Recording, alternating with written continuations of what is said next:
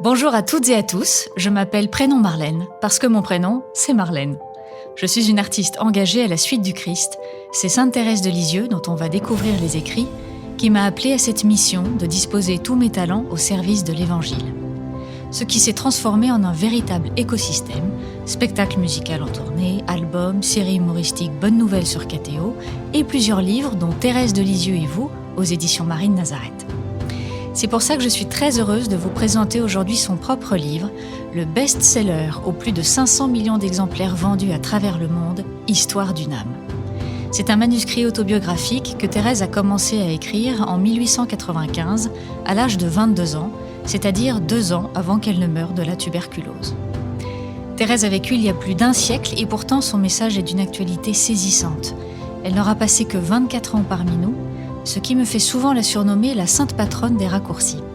Elle entre au Carmel à 15 ans, elle dit elle-même qu'elle n'a rien des grands saints qui ont connu de grandes grâces mystiques ou qui ont multiplié les œuvres apparemment héroïques, mais elle vit dans son cœur l'extraordinaire que l'amour de Dieu peut y faire naître.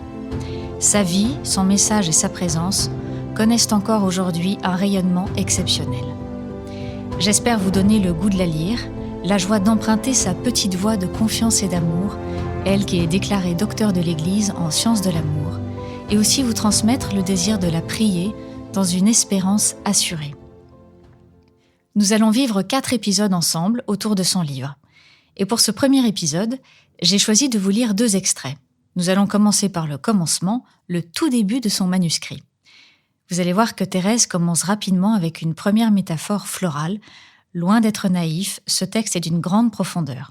Et sachez aussi que lorsqu'elle parle de la petite fleur, c'est toujours pour se désigner elle-même. Dans ce texte, elle s'adresse à l'une de ses sœurs qui est devenue sa mère prieure, mais qui est aussi sa sœur de sang, Pauline, mère Agnès de Jésus, qu'elle a retrouvée au Carmel avec elle. C'est à vous, ma mère chérie, à vous qui êtes 2 fois ma mère, que je viens confier l'histoire de mon âme. Le jour où vous m'avez demandé de le faire, il me semblait que cela dissiperait mon cœur, en l'occupant de lui-même. Mais depuis, Jésus m'a fait sentir qu'en obéissant simplement, je lui serais agréable.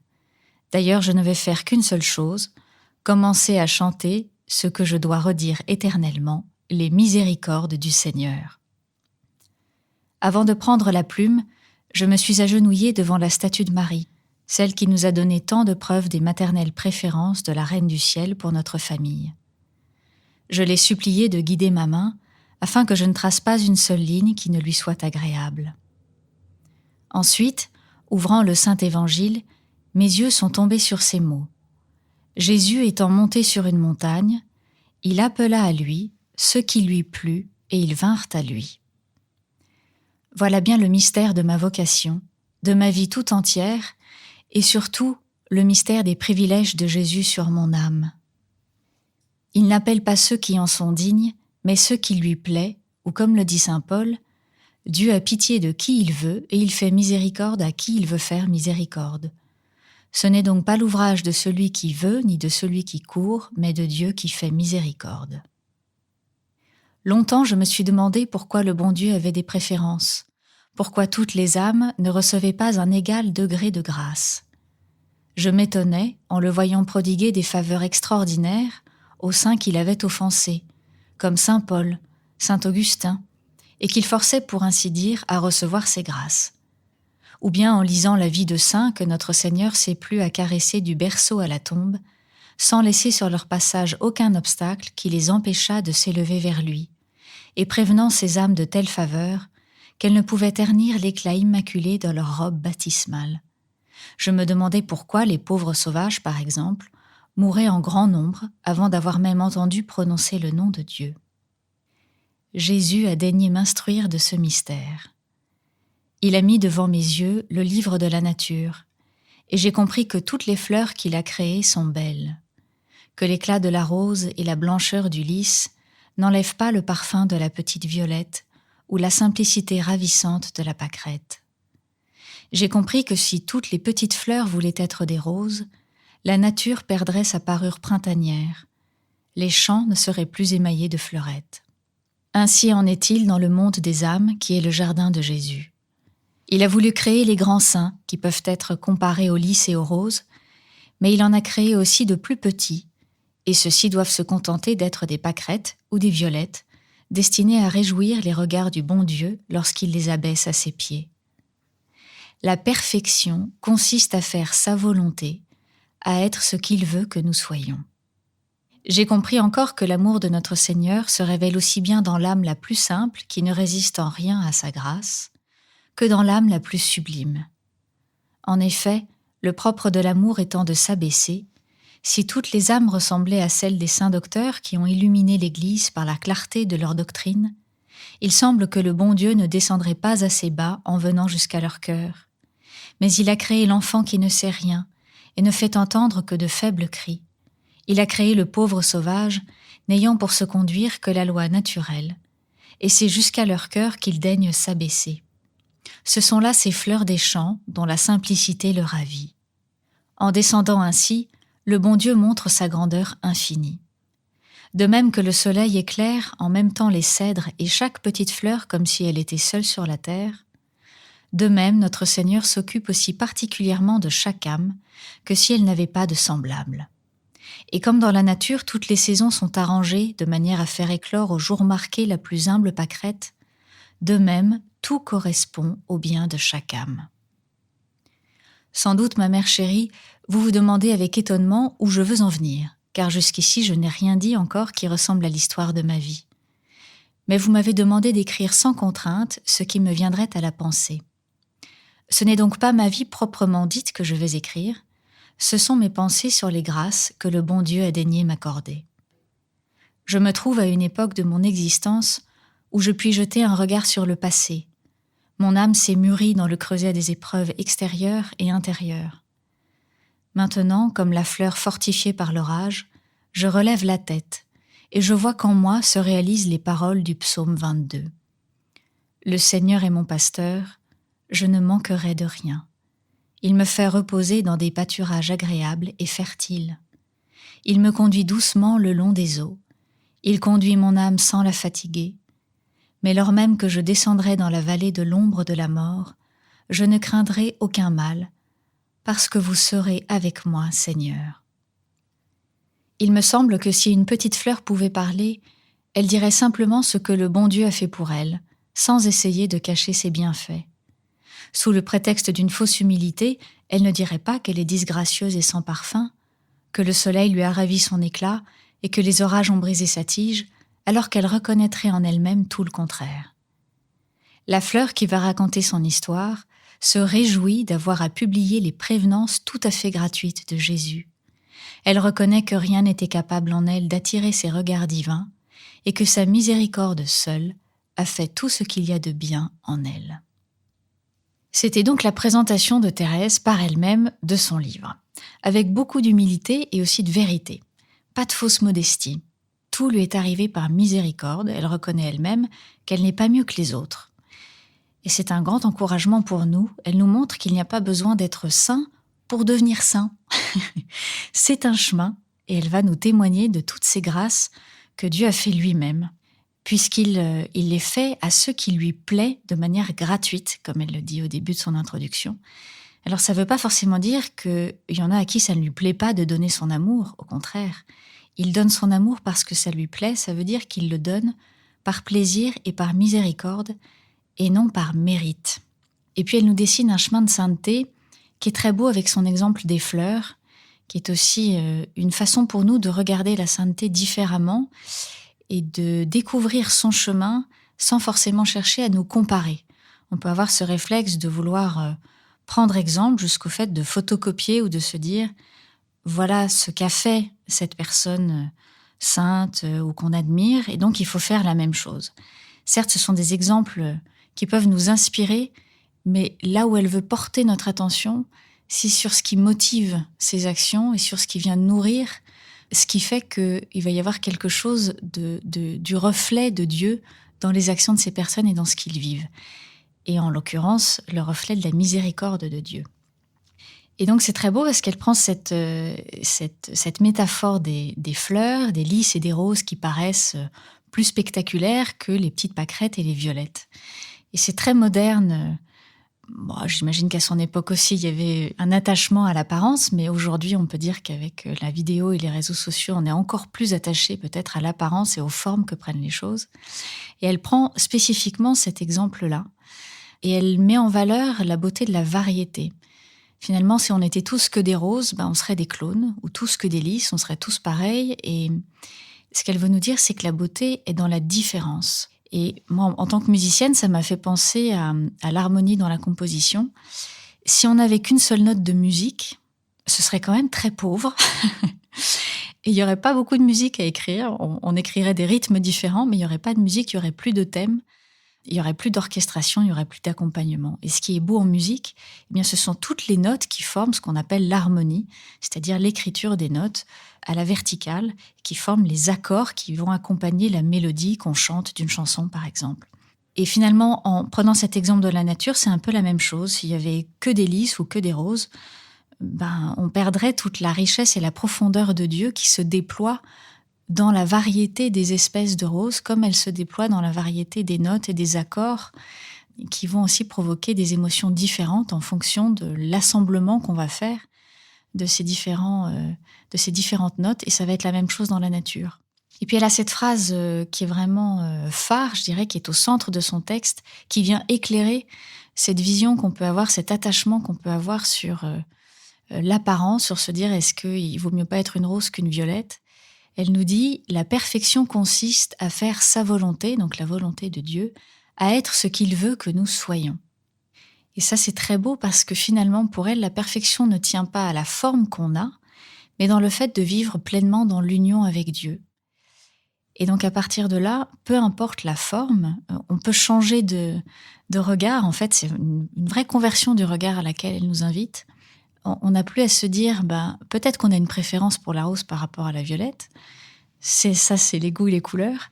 Mais en fait, aux yeux de Dieu, il y a autant de beauté dans la rose que dans la violette. Parce que le plus beau, ça n'est pas d'avoir telle ou telle forme, mais de vivre en union avec lui. Et ça, c'est le cœur de la vie de Thérèse. C'est ce qui va la conduire tout au long de sa vie et de sa vocation. Ce cœur à cœur avec Dieu, ce désir de l'union avec Dieu. Et c'est assez beau de voir comment, au long de sa vie, elle discerne et elle répond à cet appel intérieur, à approfondir toujours plus cette relation avec Dieu. Elle met toujours tout en perspective de cette union. Elle cherche pas à faire comme les roses ou comme les lys, mais simplement à être elle-même. Et elle commence son livre avec ça, c'est très fort parce que peut-être elle avait conscience à ce moment-là qu'elle serait lue, peut-être pas encore. Un peu plus tard, elle en prend conscience, elle le dit dans ses écrits, que certainement elle sera lue et ça fera du bien à beaucoup d'âmes. Mais c'est très fort pour nous parce que tout de suite, elle nous invite à lire ce qu'elle va écrire sans chercher à se comparer, mais à se laisser inspirer pour découvrir nous-mêmes notre propre chemin de sainteté. Et puis ce qui est beau aussi, c'est qu'elle dit bien que chacun a sa saison et son moment pour éclore. Donc il ne faut pas non plus chercher à coller dans le temps et dans le rythme. C'est ça aussi qui est beau dans la musique, c'est que dans les accords et la mélodie du dessus, tout n'a pas forcément le même rythme. Et c'est ce qui crée l'harmonie. Donc tout concourt au bien de celui finalement qui se met sous le soleil de Dieu, comme toutes ces roses dont elle parle. Et ça nourrit l'espérance. Il n'y a donc pas non plus à se comparer au temps des autres qui arrivent peut-être là où on voudrait arriver avant nous. Ça ne veut pas dire qu'on ne va pas y arriver. Au contraire, mais chacun a son temps et sa saison. Donc ce livre, finalement, ça n'est pas une bio au sens propre, comme elle le dit à sa sœur, elle indique bien que c'est pas ça, mais c'est plutôt un livre de témoignages des grâces de Dieu dans la vie d'une femme qui découvre qu'on peut désirer être saint, quelle que soit notre condition, et que Dieu peut nous en donner les moyens, nous donner les moyens d'être avec lui, comme les grands saints. Et puis il faut se souvenir aussi que lorsqu'elle écrit son histoire d'une âme, elle a 22 ans, et elle écrit ce texte à partir de l'expérience qu'elle a eue et du regard qu'elle a à 22 ans. Elle dit bien après être passée par le creuset des souffrances extérieures et intérieures. C'est important, je trouve, de garder ça en mémoire quand on commence à la lire, parce qu'elle l'écrit pas au fur et à mesure de ce qu'elle vit, mais vraiment presque à la fin de sa vie. Et ça permet d'avoir un regard qui soit pas forcément un peu cliché, ou en tout cas, on pourrait trouver gnangnan ces petites métaphores et peut-être un peu kitsch, même ces histoires de petites fleurs. Souvent, on peut avoir cette idée-là. Si on n'a pas l'âme poète, ça peut vite nous passer au-dessus. Or, si on se dit bien qu'elle écrit ça à la fin de sa vie, après avoir passé beaucoup d'épreuves, on change vraiment de regard sur ce qu'elle écrit. Et puis, on peut remarquer aussi que dans sa poésie, finalement, dans sa métaphore, c'est aussi une façon très belle et délicate de ne pas heurter. Parce qu'elle prend le terme de rose et de pâquerette, mais finalement, les grandes et les petites âmes, elle ne nous décrit pas à quoi ça correspond pour elle. Parce que chacun verra selon son propre prisme ce qu'est, pour lui ou elle, une grande ou une petite âme. Chacun a ses préférences, chacun a ses repères, ses jugements. Et donc elle évite ça. Elle ne nous dit pas ce qu'est pour elle une grande âme ou une petite âme. Elle se contente de parler de différentes sortes de fleurs. Voilà, ça c'est très habile de sa part. Ça permet de parcourir aussi tous les états d'être, d'esprit, de forme, de hauteur, de petitesse. Et chacun y mettra ce qu'il veut. Et elle rend vraiment clair le fait que Dieu veut descendre jusqu'au plus profond de ce que chacun vit et qu'il n'y a rien qui puisse résister à son amour. Il n'y a rien qui soit trop bas pour que son amour s'abaisse. De même que le soleil éclaire tout le monde, c'est une façon aussi de révéler sa bonté. Il éclaire autant le cèdre que la petite pâquerette. Et pour nous aussi, il donne sa lumière et fait grandir chacun à sa mesure, sans faire de différence. Et ça, c'est vraiment la beauté du mystère de Dieu, qu'elle nous révèle et qui nous encourage aussi à avancer dans la confiance. Et dans le fait aussi, quand elle dit « il s'occupe de chacun comme s'il n'avait pas de semblable », eh bien en fait, rien ne lui échappe. C'est un peu annonciateur de sa petite voix. C'est-à-dire que ça marche dans les deux sens. À la fois, il n'y a rien qui n'intéresserait pas Dieu. Il n'y a pas, encore une fois, de choses trop petites pour qu'il s'abaisse et pour qu'il nous donne sa grâce, pour nous unir à lui. Mais ça marche aussi dans l'autre sens, c'est-à-dire qu'il n'y a pas de geste d'amour qui soit trop petit. Elle découvre plus tard comment des petits gestes du quotidien peuvent sauver une âme et permettre d'aimer de l'amour même de Dieu.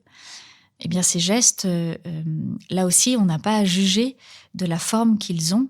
Le tout, c'est d'y mettre tout son cœur. Et c'est ça qui importe. Et puis elle témoigne aussi du psaume 22, c'est très beau parce qu'elle l'écrit, et c'est pas une promesse ou une espérance dans son cas, c'est vraiment un témoignage.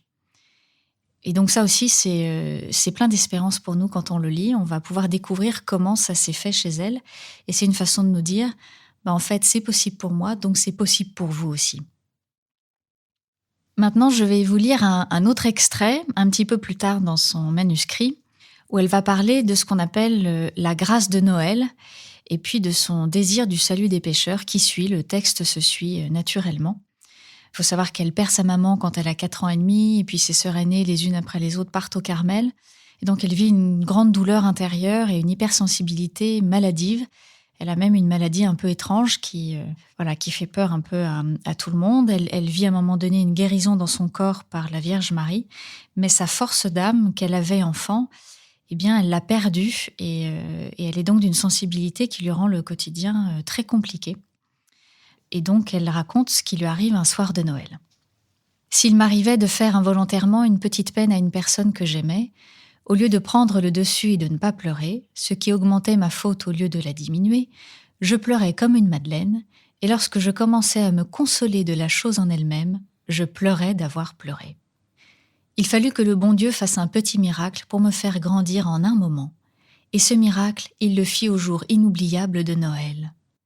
En cette nuit lumineuse qui éclaire les délices de la Trinité sainte, Jésus, le doux petit enfant d'une heure, changea la nuit de mon âme en torrent de lumière.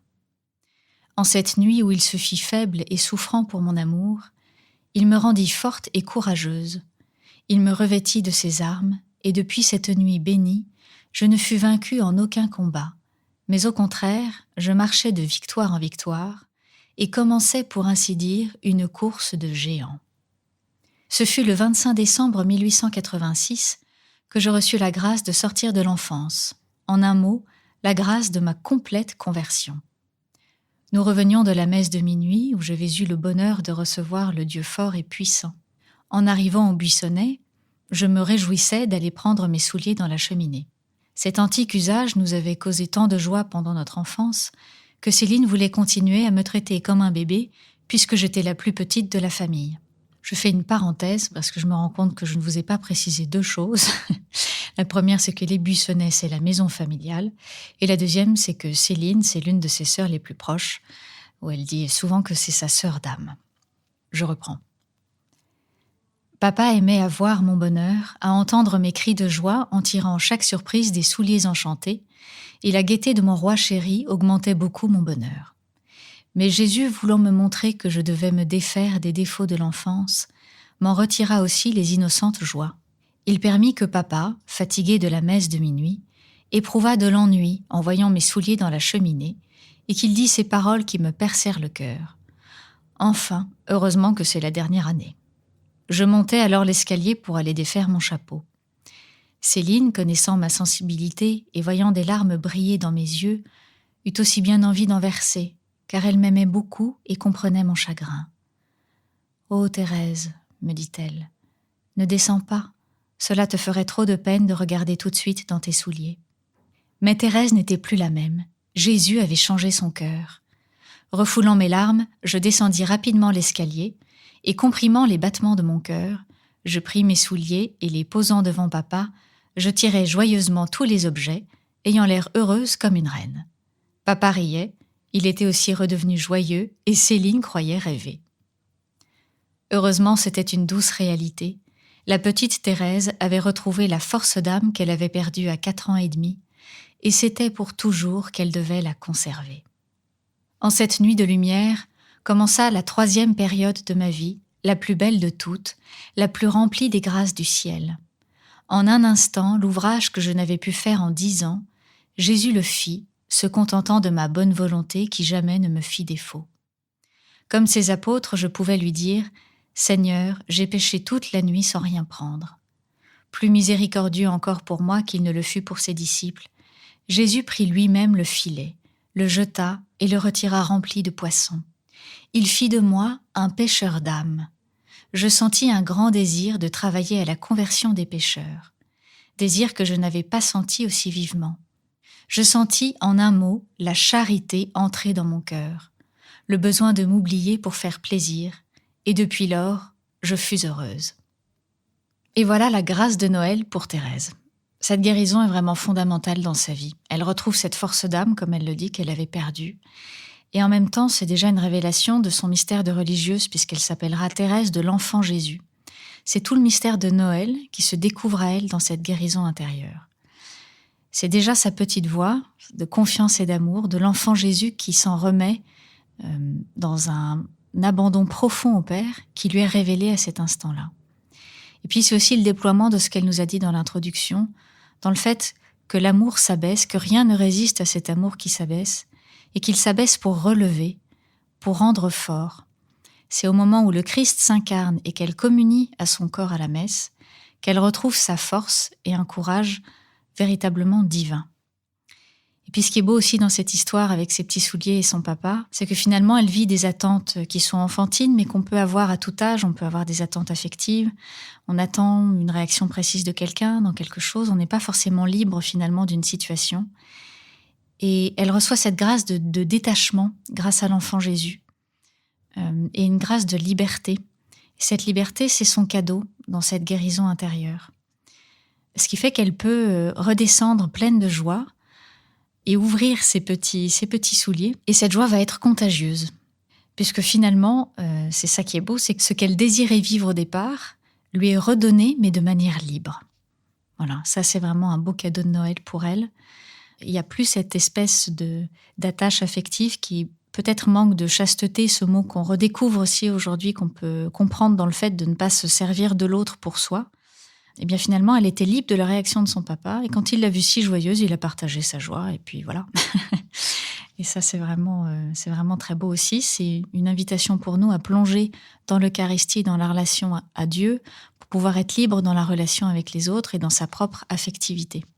Et puis ce qui est très beau dans cette grâce qu'elle témoigne, elle dit que finalement, en un instant, l'ouvrage qu'elle n'avait pas pu faire en 10 ans, Jésus le fit, se contentant de sa bonne volonté. Ça aussi, c'est très important dans toute son histoire et pour nous, c'est de se dire qu'en fait, Jésus se contente de notre bonne volonté. C'est-à-dire qu'il y a à faire ce qui dépend de nous, engager notre liberté, exercer notre désir de pécher, comme les apôtres dans les évangiles qu'elle cite, et il fera le reste.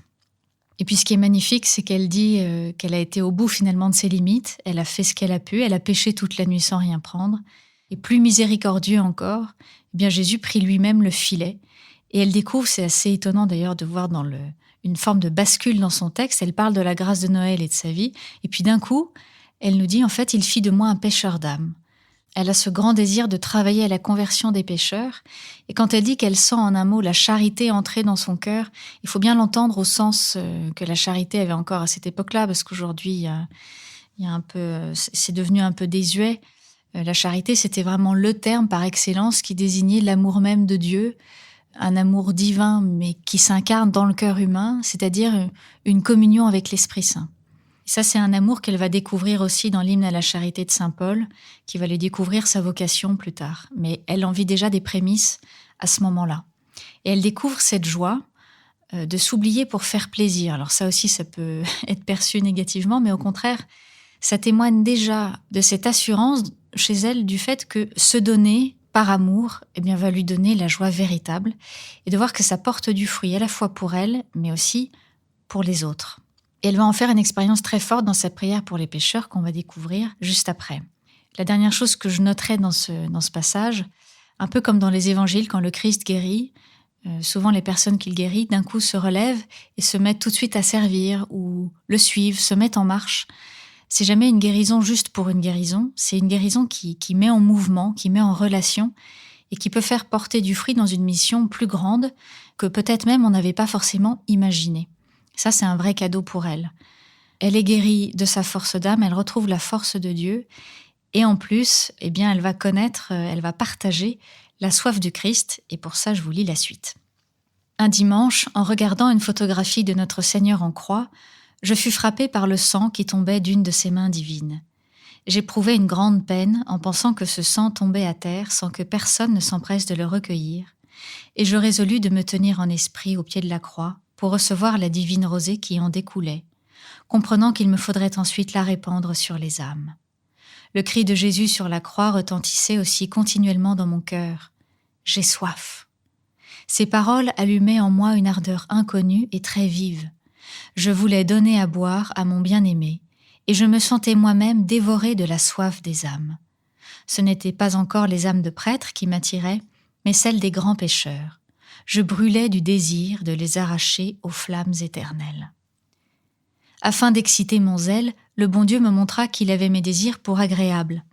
J'entendis parler d'un grand criminel qui venait d'être condamné à mort pour des crimes horribles. Tout portait à croire qu'il mourrait dans l'impénitence. Je voulus à tout prix l'empêcher de tomber en enfer.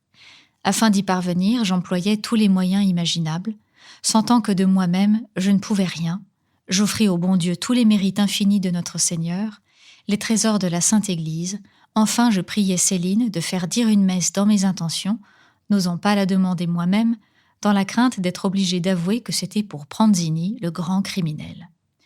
Je ne voulais pas non plus le dire à Céline, mais elle me fit de si tendres et si pressantes questions que je lui confiai mon secret. Bien loin de se moquer de moi, elle me demanda de m'aider à convertir mon pécheur. J'acceptai avec reconnaissance, car j'aurais voulu que toutes les créatures s'unissent à moi pour implorer la grâce du coupable. Je sentais au fond de mon cœur la certitude que nos désirs seraient satisfaits. Mais afin de me donner du courage pour continuer à prier pour les pécheurs, je dis au bon Dieu que j'étais bien sûre qu'il pardonnerait au pauvre malheureux Pranzini, que je le croirais même s'il ne se confessait pas et ne donnait aucune marque de repentir, tant j'avais de confiance en la miséricorde infinie de Jésus, mais que je lui demandais seulement un signe de repentir pour ma simple consolation. Ma prière fut exaucée à la lettre. Malgré la défense que papa nous avait faite de lire aucun journal, je ne croyais pas désobéir en lisant les passages qui parlaient de Pranzini. Le lendemain de son exécution, je trouve sous la main le journal La Croix. Je l'ouvre avec empressement, et que vois-je ? Ah, mes larmes trahirent mon émotion et je fus obligée de me cacher. Pranzini ne s'était pas confessé, il était monté sur l'échafaud et s'apprêtait à passer la tête dans le lugubre trou quand tout à coup, saisi d'une inspiration subite, il se retourne, saisit un crucifix que lui présentait le prêtre et baise par 3 fois ses plaies sacrées. Puis son âme alla recevoir la sentence miséricordieuse de celui qui déclare qu'au ciel, il y aura plus de joie pour un seul pécheur qui fait pénitence que pour 99 justes qui n'ont pas besoin de pénitence. J'avais obtenu le signe demandé, et ce signe était la reproduction fidèle de grâce que Jésus m'avait faite pour m'attirer à prier pour les pécheurs. N'était-ce pas devant les plaies de Jésus, en voyant couler son sang divin, que la soif des âmes était entrée dans mon cœur? Je voulais leur donner à boire ce sang immaculé qui devait les purifier de leurs souillures, et les lèvres de mon premier enfant allèrent se coller sur les plaies sacrées. Quelle réponse ineffablement douce! Ah, depuis cette grâce unique, mon désir de sauver les âmes grandit chaque jour. Il me semblait entendre Jésus me dire, comme à la Samaritaine, « Donne-moi à boire ». C'était un véritable échange d'amour. Aux âmes je donnais le sang de Jésus, à Jésus j'offrais ces mêmes âmes rafraîchies par sa rosée divine. Ainsi, il me semblait le désaltérer, et plus je lui donnais à boire, plus la soif de ma pauvre petite âme augmentait, et c'était cette soif ardente qu'il me donnait comme le plus délicieux breuvage de son amour. Et voilà le cadeau de Noël ultime que Jésus fait à Thérèse, sa soif de sauver l'âme d'un grand pécheur. Ce qui est assez beau dans ce récit, c'est qu'elle ne désire pas, elle ne s'occupe pas de la justice humaine, qu'elle laisse de côté, mais son plus grand désir, c'est que ce criminel puisse se réconcilier avec Dieu avant de mourir. Et finalement, elle remet un peu en perspective ce qui est de plus important dans notre vie, elle vient nous questionner aussi sur ce qui est au centre. Est-ce que nous mettons cette union à Dieu au centre? Est-ce que nous avons aussi conscience de cet amour qui nous attend, de cette miséricorde qui nous est offerte? Et c'est pour ça qu'elle va prier et faire tous ces efforts. Et puis ce qui est assez beau, c'est qu'elle dit de moi-même, je ne pouvais rien offrir, mais j'offris quand même un certain nombre de choses. Et finalement, elle offre à Dieu ses propres trésors, puisqu'elle offre les vertus, les mérites des saints, etc. Et ça, c'est aussi un cadeau de Dieu qui nous donne de l'aimer de son propre amour. Il se donne entièrement à nous, y compris dans les vertus des saints, mais il nous donne aussi de pouvoir lui redonner, par amour dans notre cœur, ses richesses sans les perdre. Et puis elle a aussi cette certitude d'être exaucée. Et cette certitude, elle est réelle, elle est absolue, elle a une confiance dans le fait que Jésus va exaucer sa prière, mais en même temps, elle demande quand même un signe pour sa consolation. Et ce signe, il est magnifique, il est pour elle, mais il est aussi pour nous. C'est une façon de nous encourager à prier les uns pour les autres et de montrer aussi la puissance de la prière et de la prière contemplative. De se dire, quelle que soit l'action, quand c'est fait par un amour profond, ça peut porter du fruit pour une âme. Et puis c'est un signe qui est vraiment signé en quelque sorte, puisqu'il fait écho à l'appel dans le cœur de Thérèse, quand elle a contemplé le Christ en croix qui lui disait sa soif. Ça, c'est vraiment très beau. Il vient, Pranzini, déposer ses lèvres sur les plaies du Christ, qui a été le cœur de l'appel pour Thérèse. Et puis de voir que plus elle donne à boire au Christ, plus le Christ lui donne aussi à boire, en lui donnant encore plus soif. Et il ne donne pas de désir qu'il ne puisse réaliser, ça c'est une phrase qu'elle écrit plus tard. Et donc cette soif, c'est pas une souffrance, c'est au contraire un amour qui ne cesse de grandir et d'augmenter. Et plus elle donne à boire, plus elle a soif, et plus elle peut donner à boire, etc., etc. Donc c'est vraiment un amour qui est toujours en perpétuelle expansion, un peu comme notre univers. Voilà, ça aussi c'est une perspective pour nous qui est magnifique, de se dire on ne se perd pas, mais au contraire on reçoit en donnant. Et cette dynamique d'amour est vraiment très belle et très grande pour chacun, parce qu'elle porte du fruit pour soi, mais aussi pour les autres. Voilà. En conclusion, je dirais qu'on est vraiment tous appelés à être saints à notre manière, que rien ne résiste à l'amour de Dieu, et puis que Thérèse nous montre qu'en fait on a les moyens de prendre cette petite voie qu'on va approfondir avec elle dans les prochains épisodes. Ces textes sont vraiment pour moi une invitation à relire peut-être notre vie, à rendre grâce pour la présence de Dieu dans notre propre vie, à nourrir le désir de le connaître toujours plus, de partager sa soif d'amour, à oser tout espérer de lui, à lui demander de nous révéler notre chemin et puis de nous révéler comment on peut se donner par amour pour lui et pour les autres. Je vous remercie pour votre écoute, je vous donne rendez-vous au prochain épisode où nous allons plonger dans le cœur de la vocation de Thérèse et une nouvelle petite métaphore avec un oiseau. Ne manquez pas ce prochain épisode. En attendant, bonne lecture de Thérèse.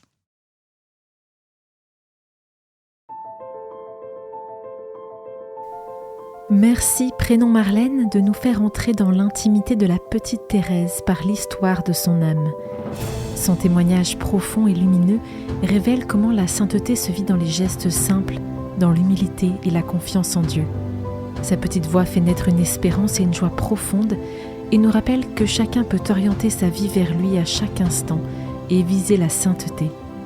C'est la mission de Méditatio, l'application de méditation chrétienne que j'ai créée avec mon mari Thomas et qui vous propose des parcours audio-guidés pour nourrir votre vie intérieure et avancer sur ce chemin d'union à Dieu.